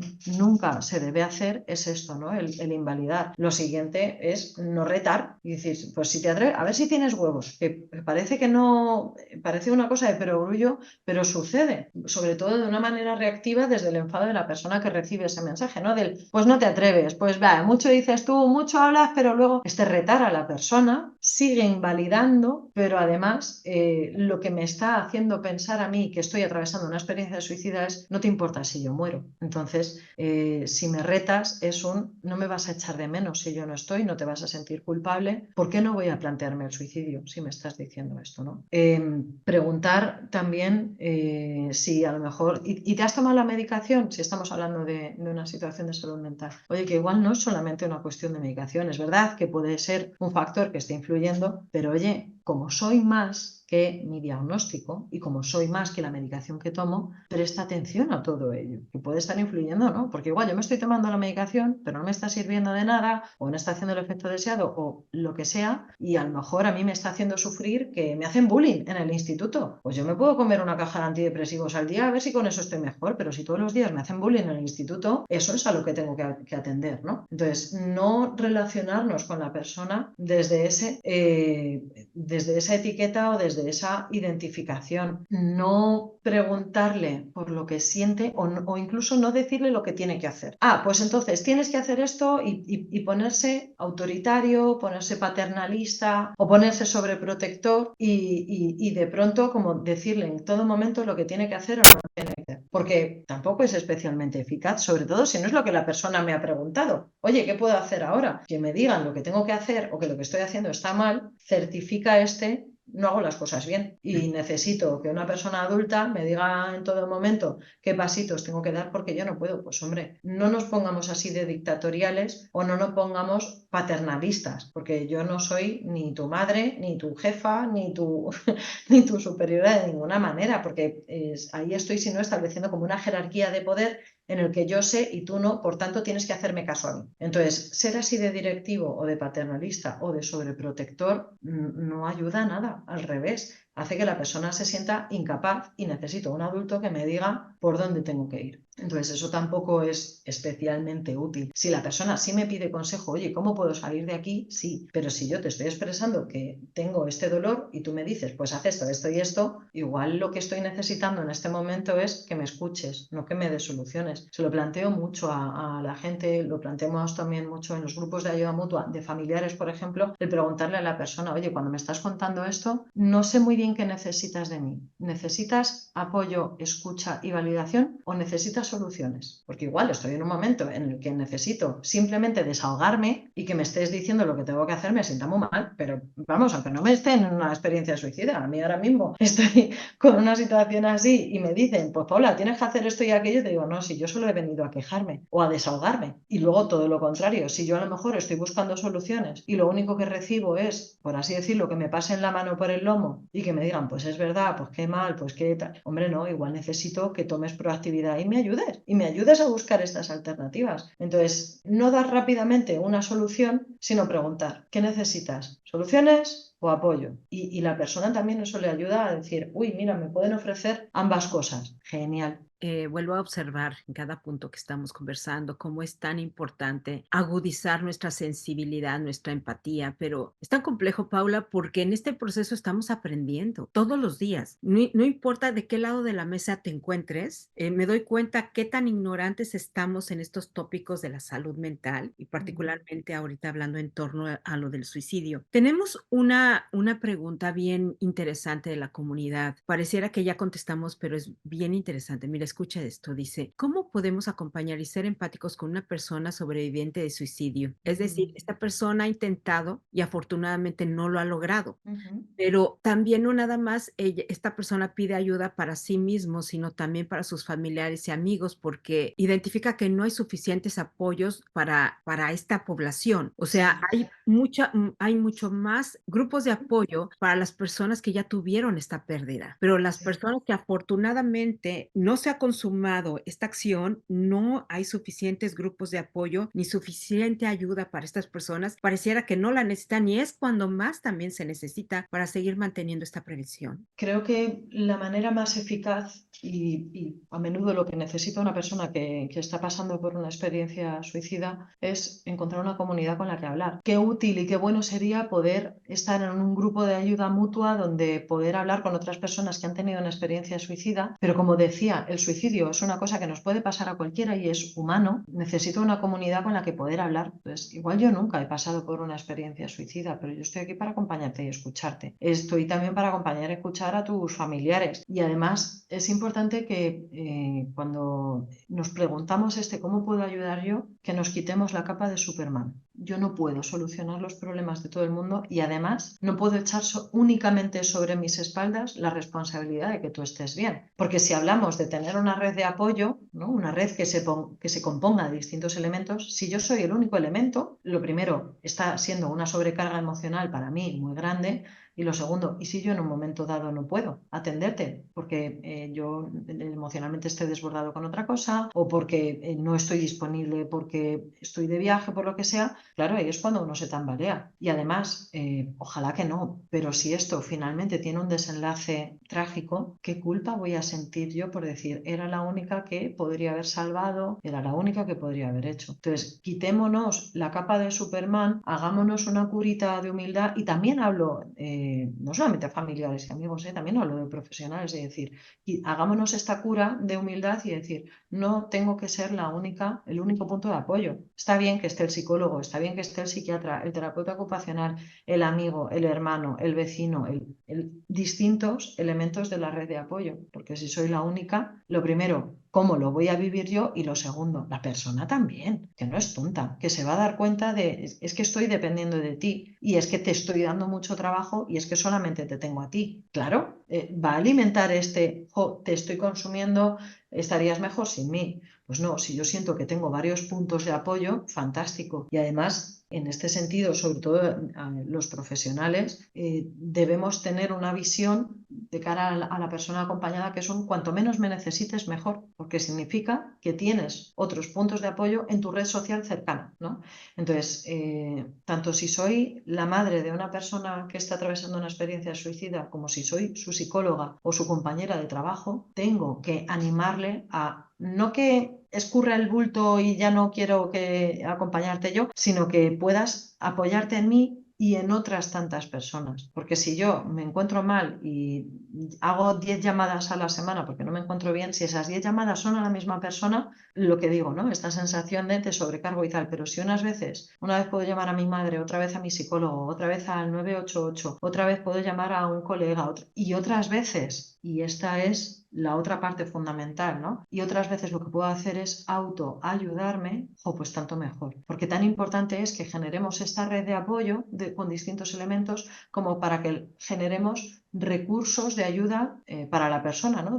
Para sí misma, para romper con esta sensación de dependo de todo el mundo, necesito ayuda externa. No, es que igual yo me puedo ayudar a mí misma, poquito a poquito, porque esto es un proceso, ¿no? Pero que yo voy encontrando soluciones y que yo voy encontrando maneras de autorregularme emocionalmente, pues también es signo de éxito. Entonces, ¿cómo podemos acompañar a la gente? Eso, animándola a que haya cada vez más elementos en los que apoyarse fuera y dentro de sí misma. Claro, y cómo es tan importante en estos procesos de salud mental y de recuperación, lo mencionamos constantemente, la red de apoyo, pero justo lo acabas de mencionar, aunque sea tan trillado, este rollo de empoderamiento, de autonomía, ¿no? De autocuidado constante, porque el proceso de saneamiento, de salud mental, no está disociado para nada de crear codependencia, sino al contrario, de reconocer el poder supremo que hay en ti. A lo mejor hoy no, va a ser todo un proceso y va a haber días muy buenos, puede haber días con grandes desafíos, pero es parte de la vida. Sí. Pero de que existe tu empoderamiento, de que existe tu fortaleza interna, es medular. Yo creo que es medular para cualquier persona, pero una vez que has sobrevivido a una experiencia suicida, es medular este fortalecimiento interno que se debe cultivar diariamente, ¿no? O sea, porque, bueno, como bien lo mencionamos, hay contextos, ¿no? Hay circunstancias, hay momentos de duelo, hay momentos de pérdidas. Tú no sabes, es parte de la vida y también no es que se trata de normalizar catástrofes o acontecimientos, pero hay una tendencia, Paula, enorme a nivel global de incrementar este atractivo por la catástrofe, de se acaba de acabar el mundo, la ecología, las guerras, esto. Y para las personas que están viviendo por estos procesos, no le hace nada bien, no le hace nada bien. Y si afuera está la situación tan compleja, ¿cómo yo en mi micromundo voy a poder tener esa fortaleza? Pues sí, sí, sí es posible. Y es cuando uno tiene que empezar también a seguir buscando ayuda, incrementar su red de apoyo, creyendo en sí mismo de que se puede, Y ¿no? sentirse Buscando capaz. esta ayuda profesional. Y sobre todo, acabas de decirlo, por favor, lo puedes repetir porque es tan hermoso, ser capaz. Sentirse capaz, porque efectivamente la vida siempre nos va a dar palos y en la vida desgraciadamente suceden todo tipo de situaciones dolorosas. El objetivo no es que no te pase nada malo, entre comillas, el objetivo es que tú te sientas capaz de afrontarlo, ¿no? Y decir, bueno, pues ¿qué voy a hacer cuando muera mi padre? Va a suceder, eso es una realidad. Entonces, no se trata de que eso no ocurra, se trata de que tú emocionalmente te sientas capaz y que va a ser duro, que va a ser doloroso, claro que sí, pero no te impidas conectar con tu tristeza, con tu dolor, con tu preocupación y sin embargo no sientas que no vas a poder con ello. Esto tú vas a poder con ello en vez de ello contigo, ¿no? Si yo siento que las dificultades de la vida pueden conmigo es cuando yo me pongo en el camino suicida. Si yo siento que puedo afrontar las situaciones difíciles de la vida, me alejo del camino, ¿no? En este de sentirse empoderado y sentirse capaz. Si yo siento que, aunque esto duela, voy a encontrar alternativas, voy a estar más lejos de la experiencia de suicida, que son cuando esto suceda, me voy a encontrar completamente desangelado. Y nuevamente, porque en estos escenarios hay mucha autodescalificación, Paula, y con esto no queremos sobreprometer nada, porque hoy por hoy lo acabas de decir, a cualquier persona le puede ocurrir y eventos en la vida existen. Sin embargo, sí hay que mantener esta velita prendida de esperanza de que pues es posible que pueda saber manejarlo. Es posible que a mí no me pase. Hoy por hoy, y sin lastimar algunos eventos y experiencias que ha existido para muchas personas en la pandemia, porque hay personas que se lo pasaron terriblemente y hay que respetar mucho esto. Hay Sí. personas que la pasaron muy bien y se han desarrollado grandes cosas a partir de este periodo de pandemia. Pensar en que puede haber momentos oscuros, pero aún en pese a esos momentos oscuros, puede que nos vaya bien, ¿no? Puede ser, mantener la esperanza abierta. Y transmitir que hoy no puedas o no sepas no significa que nunca vayas a poder o saber. Significa que hoy no sé y está bien, quítate tú también la capa de Superman de tengo que poder con todo y tengo que saberlo todo. Que hoy no puedas o no te sientas capaz no significa que no vayas a poder nunca más. Significa que vamos a ponernos manos a la obra para que te sientas capaz, ¿no? Entonces, hoy no, pero te transmito esperanza para que podrás. Sobre todo porque cuando esto sale bien y ha pasado tiempo, echamos la vista atrás y dijimos, y yo sentía que era completamente incapaz, que esto podría conmigo, y me ha costado sudor, sangre y lágrimas, pero he podido con ello y me sentía absolutamente incapaz, ¿no? Entonces, esto también es algo que tenemos que transmitirle a la persona, el poder contagiar de esperanza, y ahí es cuando digo que tenemos que trabajar también con ilusión. Si yo me relaciono con la cara hasta el suelo de larga y siempre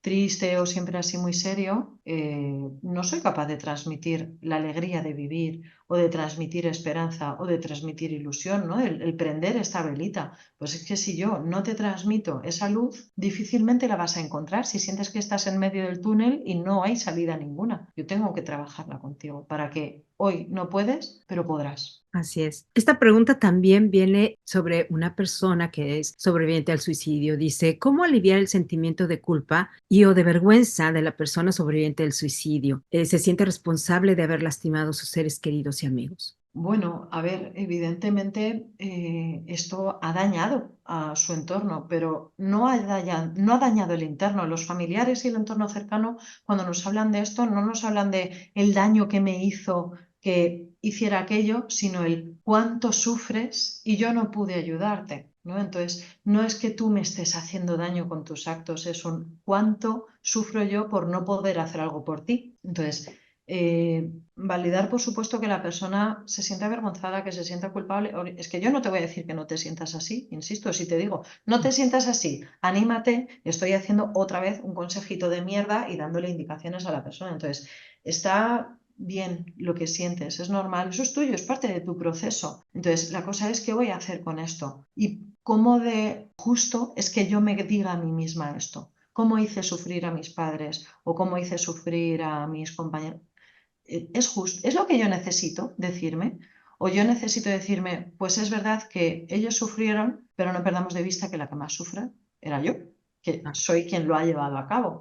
Entonces, no han sufrido tanto por mis actos, sino por lo que podrían haber hecho. Entonces, precisamente para que yo no sufra y que no sufra mi entorno, está esto de pedir ayuda y permitirse recibirla, ¿no? Entonces, eso es un poco lo que nos puede conectar a los familiares. No les dolió, insisto, lo que hiciste, les dolió no poderte ayudado, no haberlo visto antes, no haberlo prevenido. Pero la buena noticia es que sigues aquí, qué bueno que has sobrevivido, pues vamos a ver cómo ayudarte a que tú no sufras y eso, por contagio, no haga sufrir a tu entorno. ¿No? Le digo a la persona a lo mejor que está atravesando una experiencia suicida, imagínate que hubiera sido al revés y alguien a quien quieres mucho está en esta situación de tanto sufrimiento. Tú sufrirías por querer ayudarla y por querer saberlo. Si la persona no te lo cuenta, ¿tú cómo vas a poder ayudar? Entonces, conecta con, pues igual necesitas una mano amiga, necesitas también, y ahí se lo transmito también a los familiares, el ser proactivo y no le digas,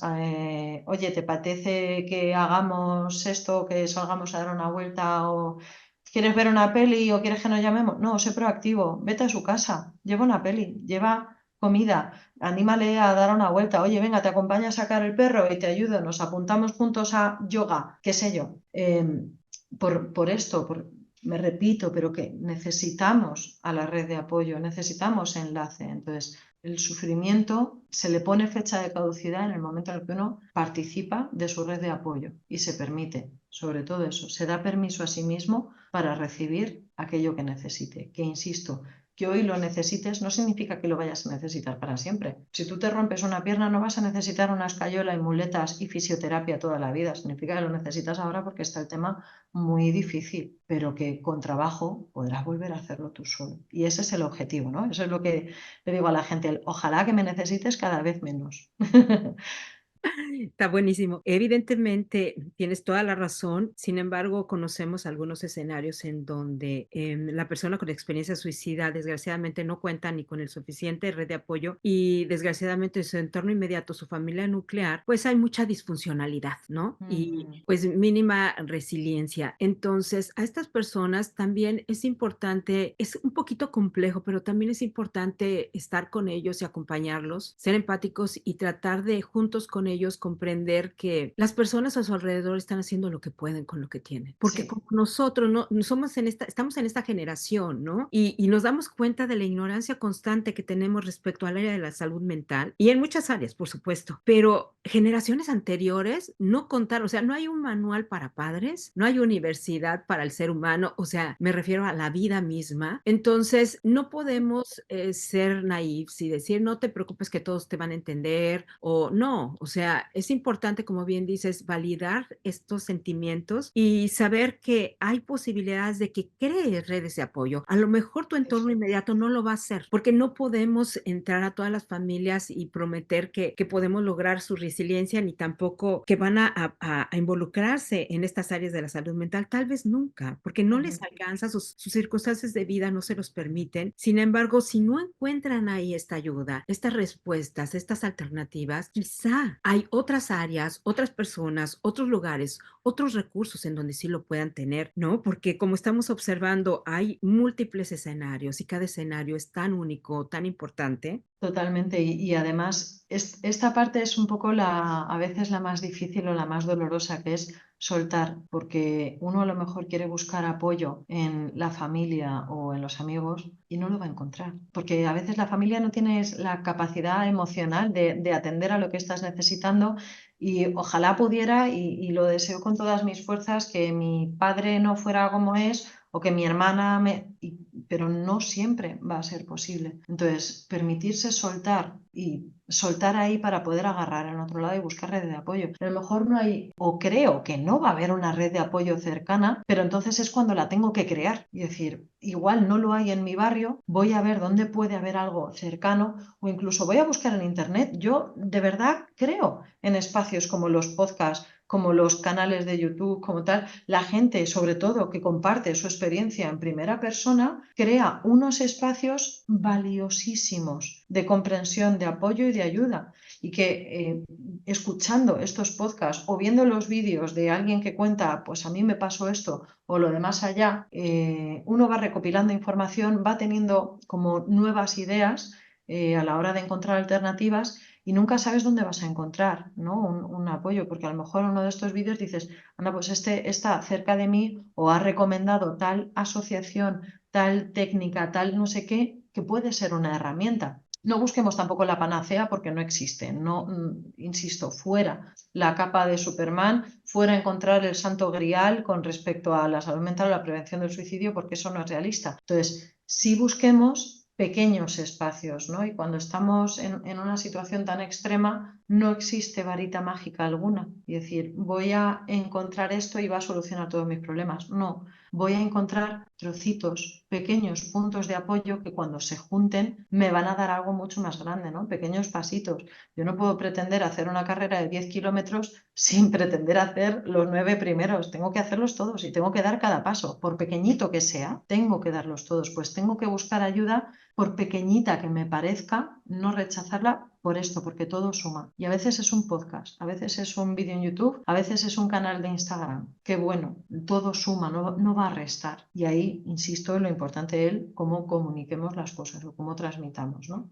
Buenísimo. Mira, tenemos otra pregunta también bien medular de la comunidad. Mira, ¿qué puedes decirle a la persona que intentó suspender su vida y afortunadamente no tuvo éxito? Y que aunque lleva varios años estable en su salud mental, tiene miedo terrible de que ante algún evento traumático futuro no pueda tener la fortaleza de seguir adelante y pudiera volver a intentarlo. A palabras textuales dice así, porque como ya sabe que abrió esa puerta, al creer que no Ujú. va a ser capaz de volver a salir adelante solo o sola, sabe que si siente, que si se encuentra en ese nuevo escenario de desesperanza, de perdición, sin encontrar soluciones, sobremedicado, ¿no? Mm. Sobremedicada, pudiera pretender otra vez lograrlo. Jo, qué importante este testimonio y se lo agradezco mucho a la persona que lo haya escrito, porque aquí nos está hablando del mayor factor de riesgo con respecto al suicidio es que haya habido intentos previos, porque significa que si me lo he planteado una vez en la vida, me lo puedo volver a plantear en el futuro. Y ojalá que no, y nuestra misión es que nunca se me vuelva a pasar por la cabeza que eso es una alternativa, pero está ahí.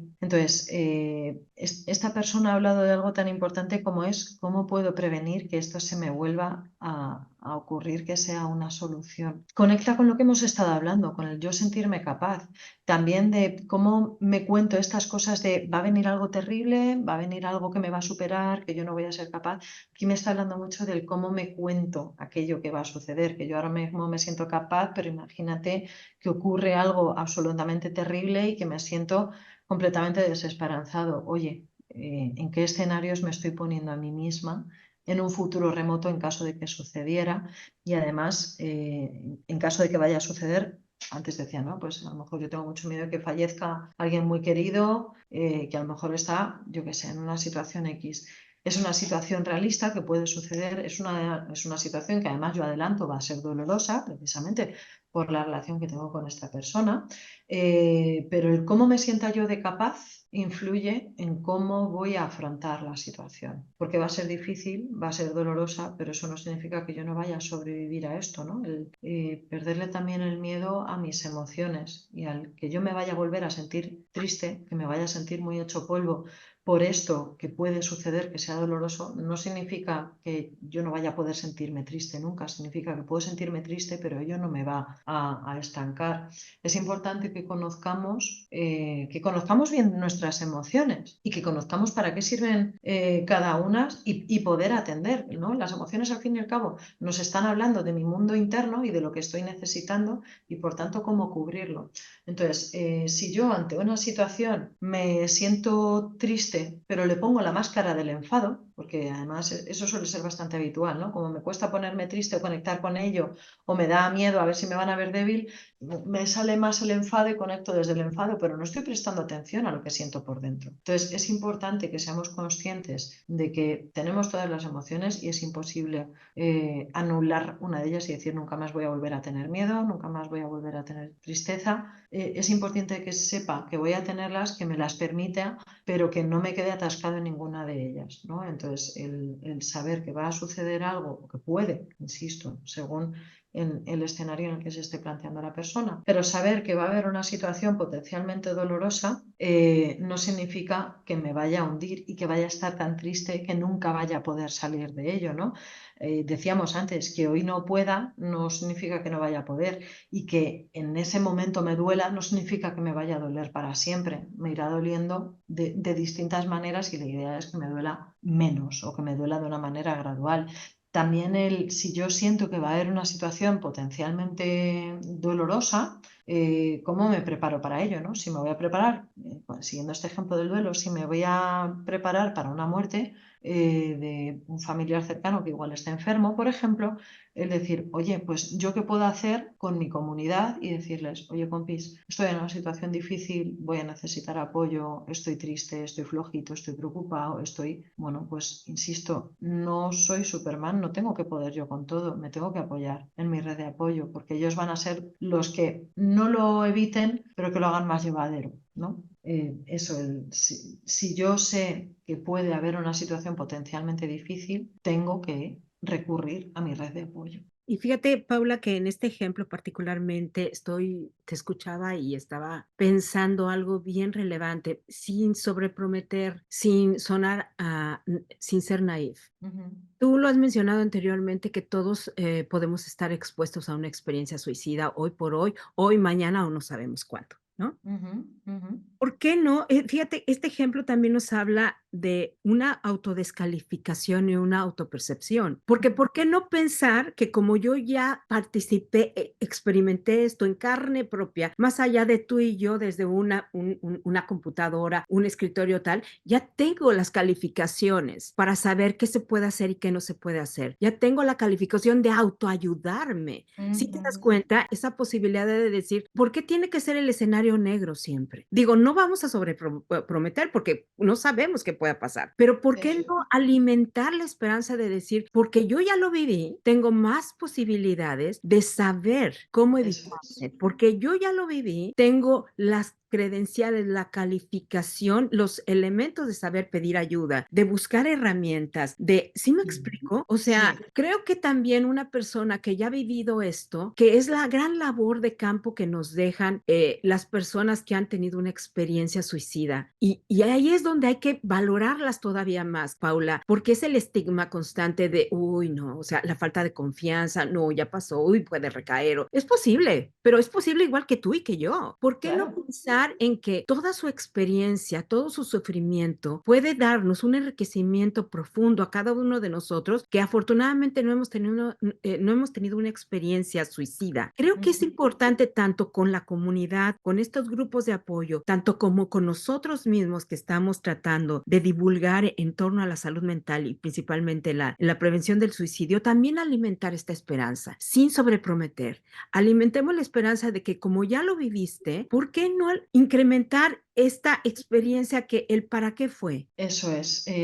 Aquí a mí me gusta mucho hablar del tema del aprendizaje. Tanto en salud mental como en experiencia suicida, hacemos planes de prevención de recaídas, ¿no? Porque no podemos pensar que como ya pasó una vez, nunca más. No, no. Como eso puede volver a suceder, no como condicionante, pero existe una posibilidad, pues yo voy a hacer un plan de prevención de recaídas. Y en ese plan de prevención de recaídas, yo lo que voy a dejar claro es qué me ha funcionado, qué me sienta bien, qué no me sienta bien y qué no funciona, ¿no? Y decir, bueno, ¿y qué no me ha funcionado? ¿Por qué? Pues igual no he buscado bien o no he sabido transmitir bien lo que estoy necesitando. Pues voy a tener que hacer este plan de prevención y decir, ¿qué aprendizaje saco de mis experiencias anteriores? Es decir, trabajo con psicosis, insisto. Pues yo puedo haber tenido varios brotes psicóticos, claro que sí. A lo mejor ahora estoy en un momento que igual siento que estoy en una crisis. Ok, no entremos en pánico, ¿no? Mantengamos un poco la calma y pensemos, ¿qué me ha ayudado en el pasado? ¿Qué me ayudó en mi anterior brote? ¿O qué al revés empeoró la cosa, ¿no? ¿A dónde puedo pedir ayuda? ¿A quiénes puedo pedir ayuda? ¿Qué cosas me sientan bien? ¿Qué estoy, y esto debiera estar en mayúsculas, negrita y con luces de neón, ¿qué necesito? ¿Qué Ujú. necesito? Estoy necesitando bajar revoluciones porque estoy muy acelerada últimamente, necesito salir un poco más porque igual estoy demasiado aislada. Es importante que uno se conozca a sí mismo y para poder detectar esto, ¿no? El qué me ha ayudado, qué no, qué ha sido eficaz, qué necesito, qué no me está sentando bien, estaría bien que cambie.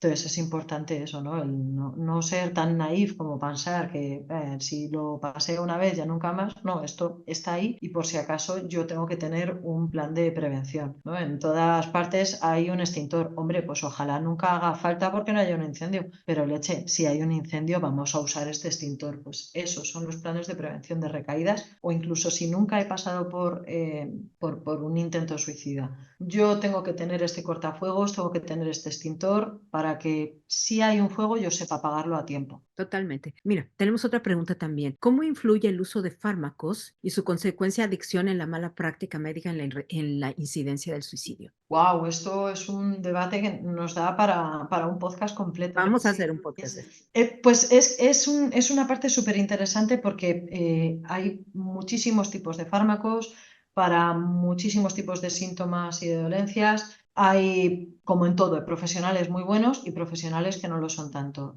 Hay profesionales que abogan casi por sobremedicar a la persona y matar moscas a cañonazos. Y además esto me conecta con otra pregunta que ha lanzado otra persona sobre la sobremedicación. Y hay otras veces que no. Hay veces que se hace un mal uso, que la persona hace un mal uso de su medicación. Todo esto influye mucho en el riesgo suicida. ¿Por qué? Porque estos son químicos que afectan o que influyen al funcionamiento de mis neuronas, ¿no? Y de hecho, para eso son.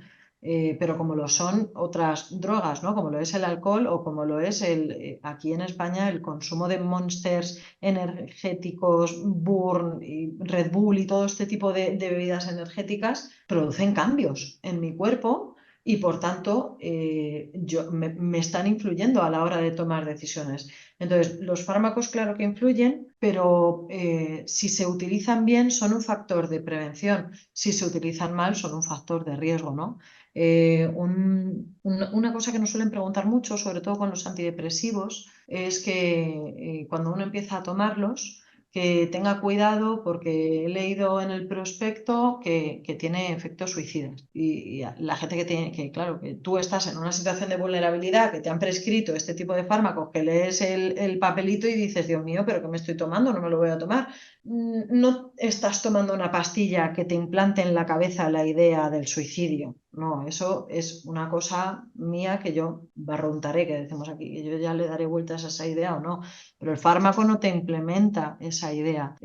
Cuando a lo mejor son antidepresivos lo que estoy tomando y acabo de pasar por una situación muy difícil durante esto, ¿no? Un episodio depresivo en el que cognitivamente me siento mucho más lenta, me siento mucho más apagada, mucho más incapaz. Claro, los fármacos lo que te están ayudando es a estar un poquito más activo o a ganar un poquito más de lucidez. Ahí tenemos que prestar atención y estar atentos porque a lo mejor antes yo no estaba cognitivamente bien como para poder elaborar un plan, pero ahora que me siento más lúcido, que me siento más despierto, igual sí puedo elaborar un plan suicida, porque mentalmente ahora tengo esa capacidad. Entonces, no es que el fármaco antidepresivo te genere esa idea, es que la idea es que te permita estar en un estado mental que puedas pensar, que puedas actuar con un poquito más de energía, por así decirlo, pero que lo llevemos hacia la recuperación y no pues de pronto tengo energía, pero igual la llevo al no quiero seguir sufriendo o no quiero volver a pasar por algo así. Insisto, el fármaco no te implementa la idea como si fuera una semilla, sino que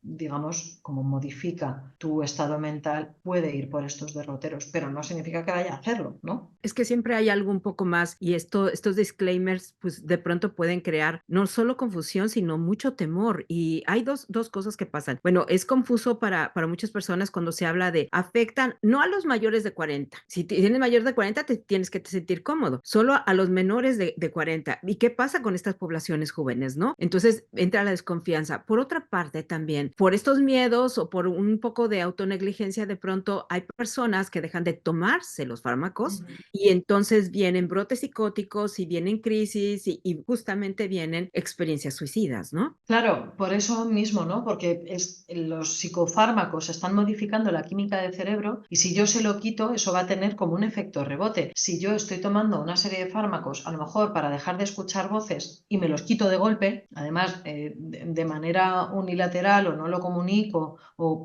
lo dejo de la noche a la mañana cuando es algo que llevas tomando bastante tiempo, porque esto no te lo tomas un día, sino que suele ser algo que requiere semanas y meses de intervención, a tu cerebro le estás metiendo un cambio químico alucinante. Ya no te digo que esté bien o esté mal tomar fármacos, que eso, insisto, es un debate, ¿no? Y además, qué bueno sería poder hacer un podcast con una persona con experiencia propia tomando fármacos. Ya no es que esté a favor o en contra del uso de fármacos, sino a favor o en contra del desequilibrio químico que esto puede desencadenar y, por tanto, las consecuencias psicológicas que tenga Sí, esto abre, la oportunidad, Paula, ya lo habíamos hablado fuera del micrófono y nuevamente lo queremos hacer bien formal, de que esta sea la Mm. primera de muchas conversaciones contigo.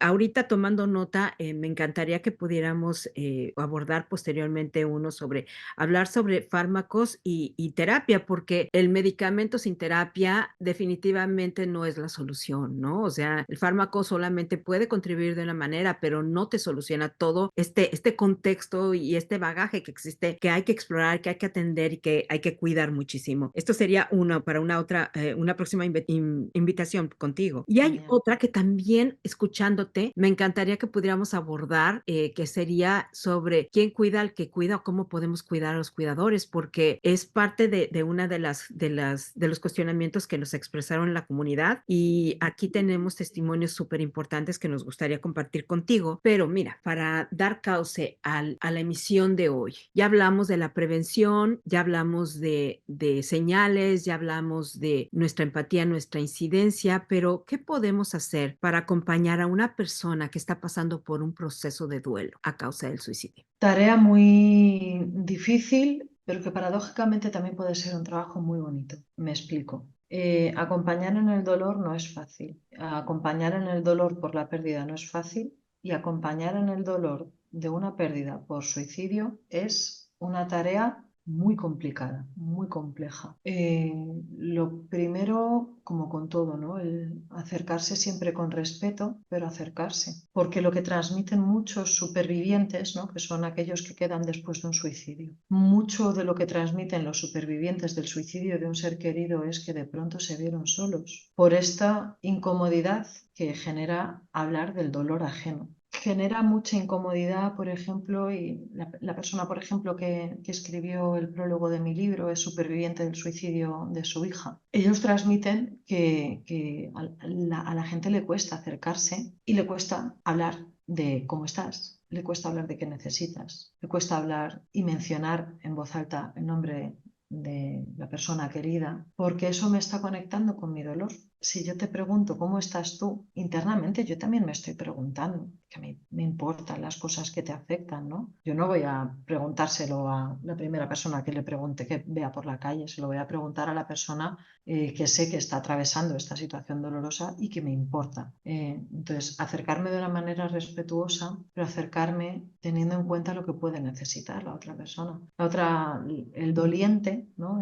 La persona superviviente, la persona que pasa por el duelo, lo último que necesita es explicar lo que ha pasado. No necesita dar detalles, no necesita buscar los porqués, porque además esos porqués no dan paz nunca. No necesitan otros consejitos de mierda que se pueden escuchar como los no somos nadie, es que esto no se podía haber visto. La persona que está pasando por esta pesadilla no necesita escuchar eso. La persona que está atravesando este momento necesita sentirse acompañada sin sentirse sobreprotegida y que de pronto a lo mejor no encuentre mis espacios de intimidad y no encuentre a lo mejor necesito un poco de recogimiento. Entonces no significa que yo todos los días me presente en tu casa sin saber si te apetece o no, pero sí necesita saber que yo puedo estar ahí si todos los días necesita que vaya. No necesita que le digan lo que tiene que hacer. De pronto con las cosas, con las pertenencias, con la habitación de su ser querido. Eso es un tema dolorosísimo. No necesitan órdenes de haz esto, haz lo otro, o es que estás, entre comillas, momificando su habitación. Es que es su proceso, yo no puedo indicarte y decirte lo que tienes que hacer, yo te puedo acompañar y preguntarte cómo te sientes con esto. Otra vez, me voy a quitar la capa de Superman y voy a buscar ayuda y que tengas más puntos de apoyo, porque yo no debo ser la única que esté disponible, porque te quiere más gente. Y si no la hay, porque tengo una red de apoyo pequeña, voy a buscar nutrir esta red de apoyo y conocer, ¿no? Y ahí también están los grupos de ayuda mutua de supervivientes del suicidio.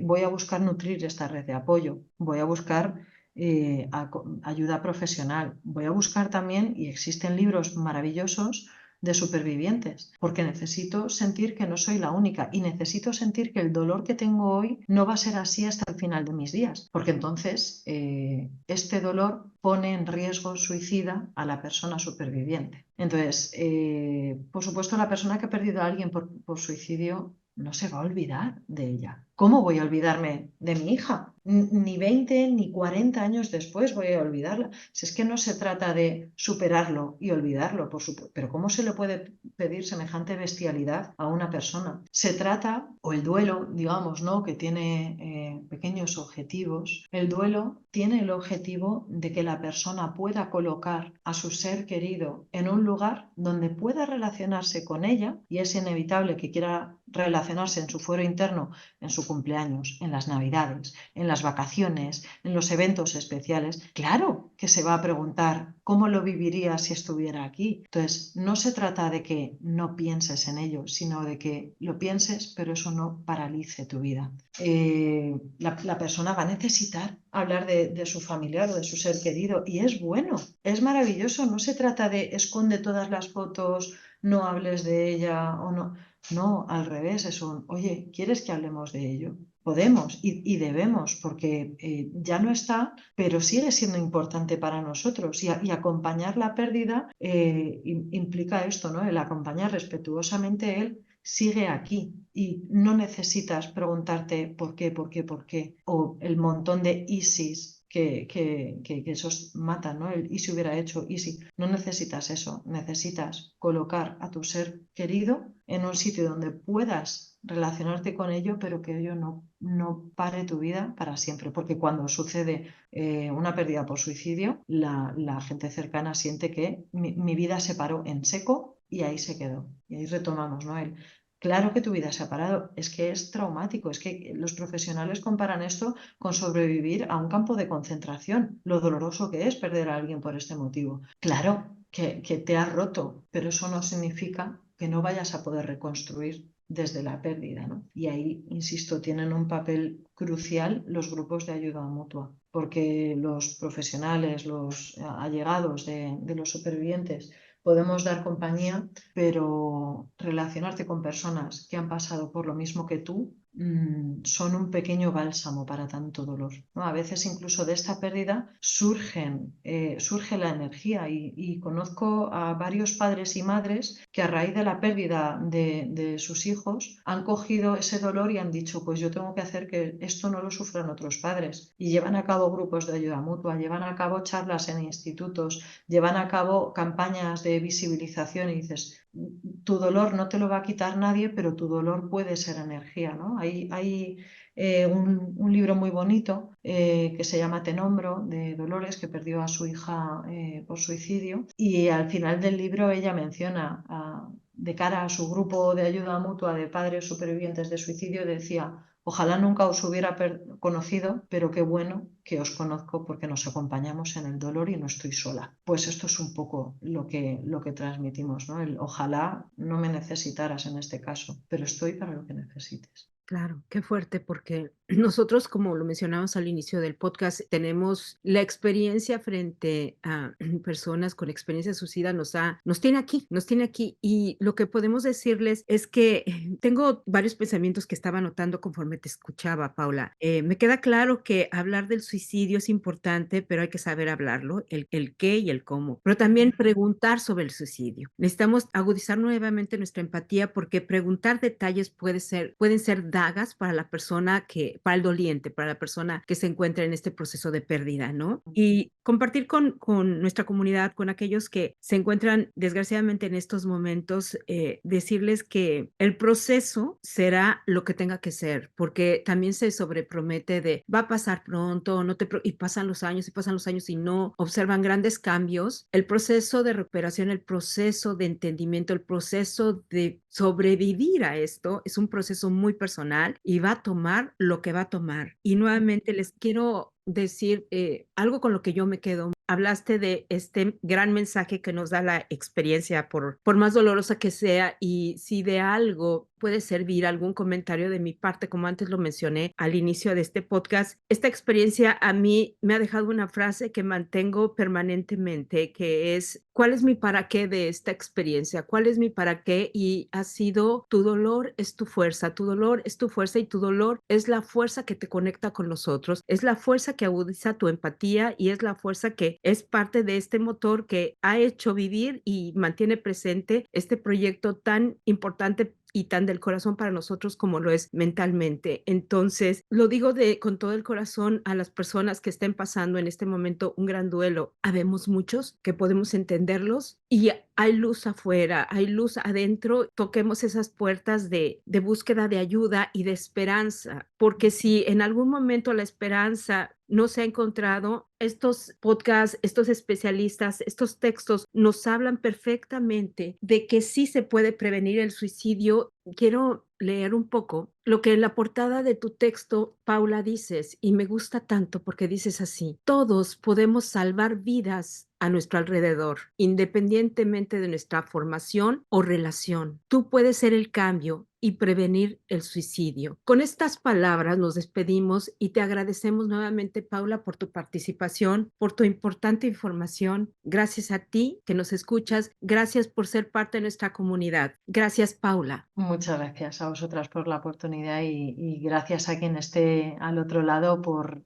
la oportunidad de escucharse y de encontrarse con aquello que pueda estar necesitando en este podcast. Muchas gracias. Paula, para quienes te quieran contactar, quienes te busquen, quienes quieran adquirir también tu libro, ¿cómo lo pueden hacer? El libro lo pueden encontrar en Amazon, está en varias plataformas online. Aquí en España hay un montón de librerías, pero bueno, de manera internacional está en Amazon y si no, contactando con la propia editorial Almuzara. En la propia web tiene además delegaciones en Latinoamérica y allí también se puede adquirir. Y para más entrevistas, ¿en dónde te encuentran?